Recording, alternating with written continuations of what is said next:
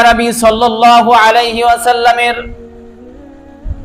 মুহাব্বতের সাহাবী যারা কিনা দূর দূরান্তে নিজেদের ঘর বাড়ি ছেড়ে, তারা নিজেদের স্থান ছেড়ে, নিজেদের বাপ দাদার জায়গা ছেড়ে তারা মাখলুকের জন্য রাসূল সাল্লাল্লাহু আলাইহি ওয়াসাল্লামের উম্মতের দরদে তারা বিভিন্ন স্থানে যাইতো দাওয়াতের জন্য।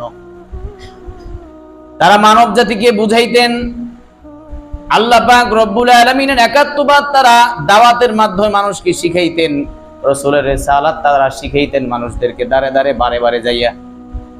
এই সাহাবীর দল যারা আফ্রিকার জঙ্গলে তারা দাওয়াতের জন্য গেল, যাওয়ার পরে আফ্রিকার মানুষরা তাদের দাওয়াত গ্রহণ করে নাই।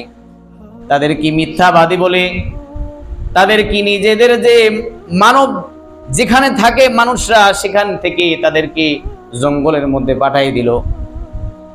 এই সাহাবীর দলদেরকে তারা নিজেদের স্থানে থাকার জন্য বলে নাই, তাদেরকে তাড়াইয়া দিয়া জঙ্গলের একদম গহীন জঙ্গলের মধ্যে তাদের পাঠাই দিচ্ছে। আফ্রিকার মানুষরা চিন্তা করলো যে তারা তো জঙ্গলের মধ্যে গেল, কিন্তু জঙ্গলের মধ্যে যে হিংস্র প্রাণীরা আছে, বাঘ ভাল্লুক সাপ বিচ্ছু আছে, এরা তো তাদেরকে এক রাতের মধ্যে শেষ করে দিবে। তারা তাদের খোঁজ নেওয়ার জন্য গেল এবং সতর্ক করলো, বলল ভাই আপনারা তো আমাদেরকে দাওয়াত দিতে আসছেন, আমরা তো আপনাদের জঙ্গলে পাঠিয়ে দিলাম, কিন্তু এই জঙ্গলটা কিন্তু মানুষের জন্য বসবাসের স্থান না। এখানে হিংস্র প্রাণীরা বসবাস করে, এখানে মানব যদি থাকার শক্তি নাই। যখন আপনি থাকার জন্য চেষ্টা করবেন, যখন সূর্যটা ডুবে যাবে তখন থেকে নিয়ে এখানে হিংস্র প্রাণীদের বসবাসের স্থান। আপনারা যদি চান আপনাদের নিজেদের স্থানে চলে যান, রওনা দিয়ে চলে যান, এখানে থাকতে পারবেন না। সাহাবায়ে একরাম তারা চিন্তা করলো আমরা তো আসছি আল্লাহর জন্য, আল্লাহ তাআলার কাজ যারা করবে, আল্লাহ তাআলার জন্যই যারা দুনিয়ায় বসবাস করবে, আল্লাহ তাআলা বলছে অন্য সব মাখলুক তাদের মাথা হাত করে দিবেন, অন্য সব মাখলুক তাদের কথা শুনবে, তাদের কথায় উঠবে বসবে। আল্লাহ পাক রব্বুল আলামিন অন্য সব মাখলুকদেরকে বানাইছেন তো এই আদম সন্তানের জন্য। সাহাবায়ে একরাম এই চিন্তা করে তারা বলল আমাদের কোনো সমস্যা হবে না, তোমরা যাও।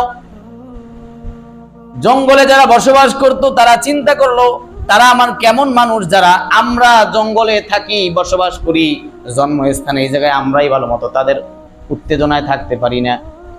তারা দূর থেকে এসে তারা একটা অচেনা মানুষ অচেনা স্থানে কেমনে থাকবে, তারা চিন্তায় পড়ে গেল। মাঝে মাঝে তারা গিয়ে দেখে হঠাৎ করে এলাকার মানুষজন তারা জঙ্গলের সামনে এসে দাঁড়ায় গেল। আশ্চর্য কাহিনী দেখলো সাহাবায়ে একরামদের দল, তাদের মধ্যে যে আমির সাহেব ছিল, আমির সাহেব একটা উঁচু স্থানে দাঁড়ায় গেল, একটা পাহাড়ের উপরে, হালকা একটা উঁচু একটা পাথরের উপরে দাঁড়াইয়া আল্লাহ পাক রব্বুল আলামিনের অন্য সব মাখলুকদের লক্ষ্য করে নিজের জবান দিয়া ঘোষণা দিতেছে এই জঙ্গলের মধ্যে আশেপাশে আমাদের যারা যে মাখলুকরা এখানে বসবাস করতেছো, খেয়াল করে শুনে রাখো আল্লাহ তাআলার মেহমানরা তোমাদের জায়গায় কিন্তু বসবাসের জন্য আসছে।